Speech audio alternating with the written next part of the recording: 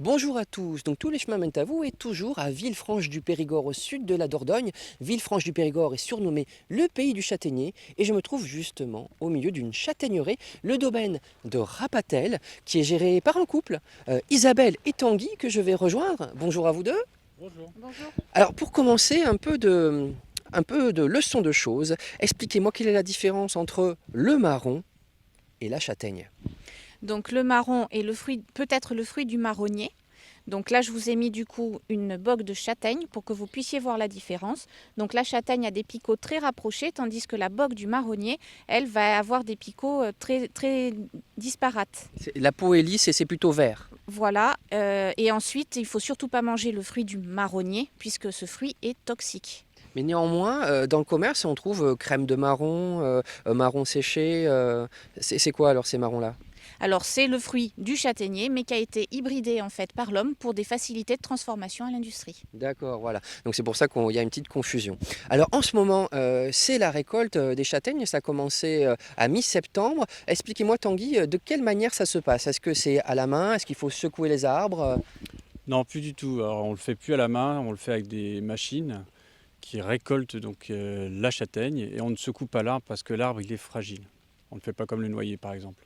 Et là, ça dure combien de temps, par exemple, chez vous?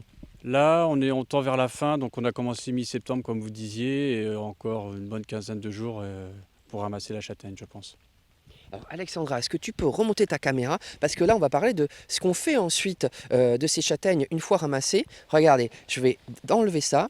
Et voici les produits de l'exploitation. Alors Isabelle, expliquez-moi ce que vous arrivez à faire avec vos châtaignes. Donc on coupe la récolte en deux parties. Une partie qu'on va faire sécher pour faire la farine, les pâtes et puis les gâteaux. Et Oui, aussi là, ces gâteaux, c'est des fondants au chocolat. Et là, vous nous montrez de la polenta. la polenta de châtaigne. Et ensuite, avec la partie de récolte qu'on va garder en frais, on va faire les marrons au naturel. Donc ça tout de suite, parce qu'il faut que ce soit vraiment la châtaigne qui sorte de la machine. Le gazpacho. Et ensuite, les produits sucrés. Donc la confiture de châtaigne et la crème de marron. Alors quelque chose d'important à préciser, c'est que la châtaigne a de très bonnes qualités diététiques et puis sa farine est intéressante pour les gens, ça peut être une alternative pour ceux qui sont intolérants au gluten. Oui, tout à fait, la farine de châtaigne est sans gluten. Et alors dites-moi vous deux, est-ce que pour vous retrouver à gérer ce domaine, est-ce que vous êtes tombé tout jeune dans les châtaignes et les châtaigniers?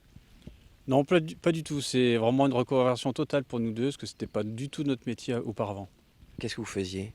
Moi, j'étais acheteur pour une grande société qui importait des produits alimentaires de partout dans le monde.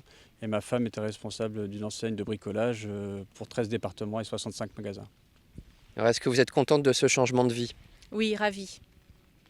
Ils sont ravis et nous aussi, ravis de cette découverte. Merci de nous avoir accueillis. On continue toujours dans le domaine des châtaignes et des châtaigniers. Tout à l'heure, on sera avec un menuisier qui fait des meubles et qui fait du parquet en châtaignier.